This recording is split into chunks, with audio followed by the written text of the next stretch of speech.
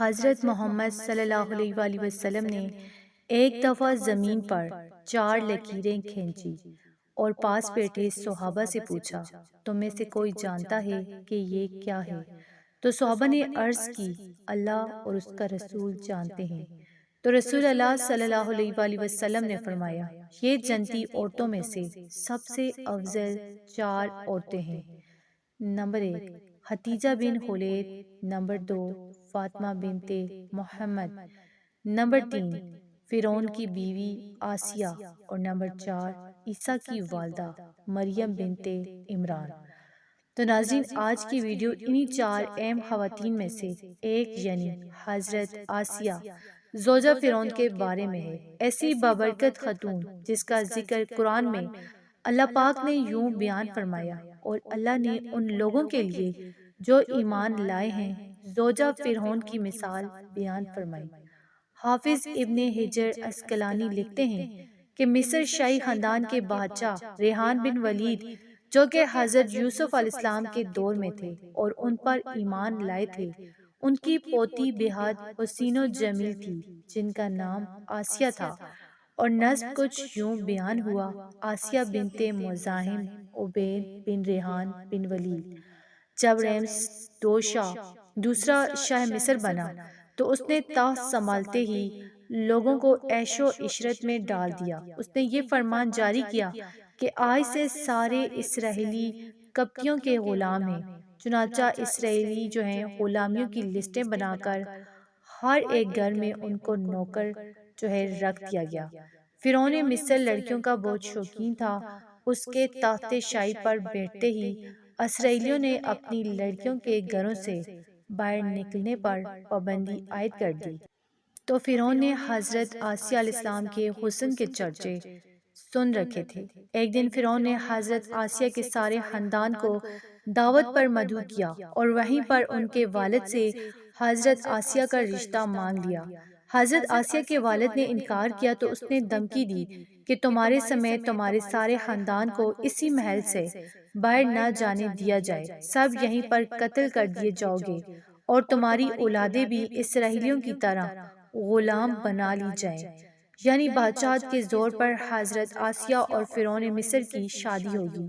حضرت آسیہ تو شادی سے پہلے ہی فرعون کے ظلم و ستم کی داستانیں سن چکی تھی اور دل میں فرعون کے لیے نفرت بڑھ چکی تھی، لیکن اس شادی میں اللہ پاک کی رضا شامل تھی، کیونکہ اللہ کے پیغمبر حضرت موسیٰ علیہ السلام کو فرعون کے محل میں حضرت آسیہ کے ہی پاس پرورش پانی تھی۔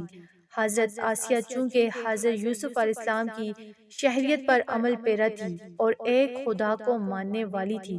شادی کی پہلی ہی رات جب فرعون کمرے میں داخل ہوا تو دیکھا کہ اس کی بیوی آسیہ اللہ کی عبادت میں کھڑی ہے۔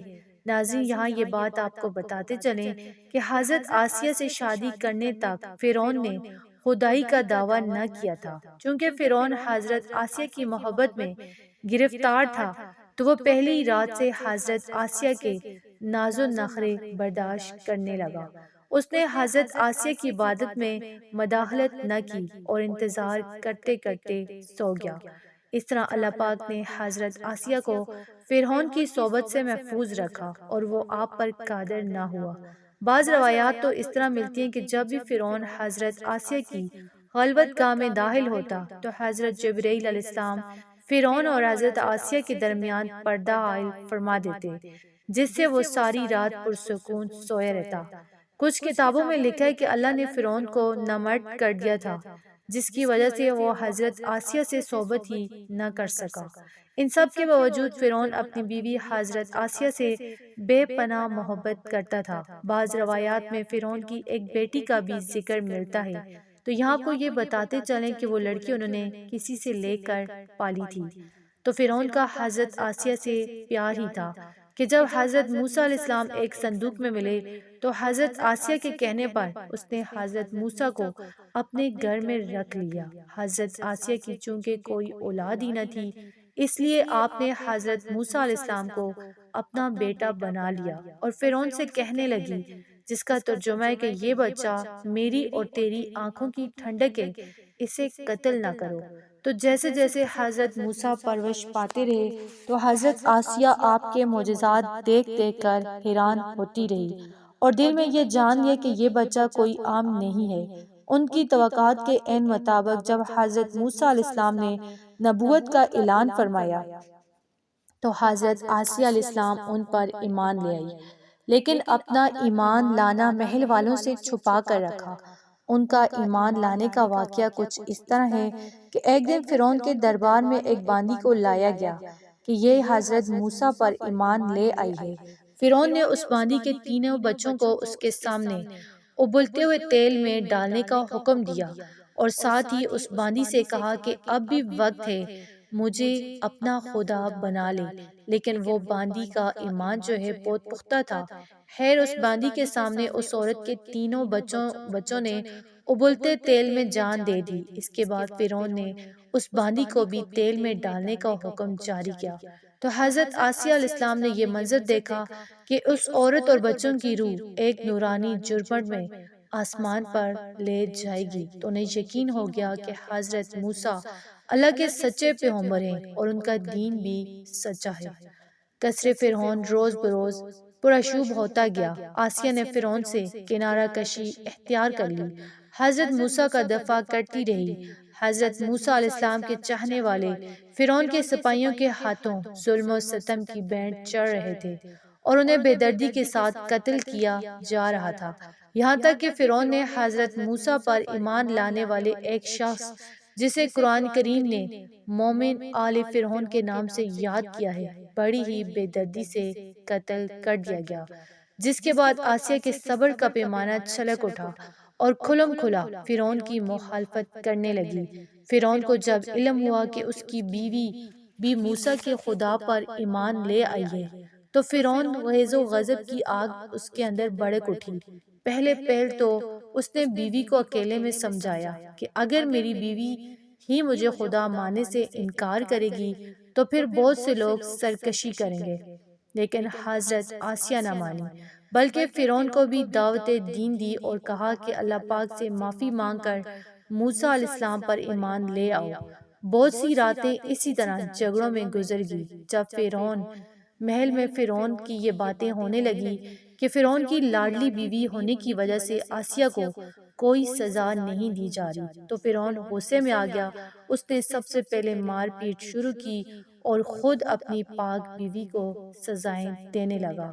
وہ حضرت آسیہ علیہ السلام کو پورا دن تپتی ریت پر ننگے پاؤں کھڑا رکھتا اور رات کو ان کے پیروں کے زخموں پر خود نمک لگاتا۔ اسی طرح کئی دن گزر گئے۔ جب فرعون کو یہ یقین ہو گیا کہ اب حضرت آسیہ کو حضرت موسیٰ کے دین سے نہیں منحرف کر سکتا تو اس نے اپنی بیوی کو سخت سزا دینے کا فیصلہ کیا۔ حضرت آسیہ علیہ السلام کے چاروں ہاتھوں پیروں میں لوہے کی کیلیں ٹھوک کر چاروں کونوں میں اس نے جکڑ دیا کہ وہ ہل بھی نہیں سکتی تھی، اور بھاری پتھر آپ کے سینے پر رکھ کر ان کو ریت پر دھوپ میں لٹا دیا اور پانی بند کر دیا۔ پھر بھی حضرت آسیہ علیہ السلام ایمان پر عزیم و استقلال کے ساتھ تھا اور ان مصائب کے باوجود قائم و دائم رہی اور فرعون کے کفر سے خدا کی پناہ چاہی، جسے اللہ پاک نے یوں بیان فرمایا، اور اللہ نے ان لوگوں کے لیے جو ایمان لائے ہیں زوجہ فرعون آسیہ بنت مزاحم کی مثال بیان فرمائی۔ جب اس نے عرض کیا، اے میرے رب، تو میرے لیے جنت میں اپنے پاس ایک گھر بنا دے اور مجھ کو فرعون اور اس کے عملے بد سے نجات دے دے اور مجھے ظالم قوم سے بھی بچا لے۔ ایک روایت تو یہ ہے کہ فرعون نے حضرت آسیہ کی کھال اتروا دی اور پھر ان پر چٹان کو گرا دیا۔ اللہ اکبر۔ لیکن زیادہ تر مفسرین جو ہیں یہ روایت کرتے ہیں کہ جب حضرت آسیہ ہاتھ پاؤں میں کیلیں ٹھوک کر ان کو باندھا گیا تو ان کی روح پرواز کر گئی تھی۔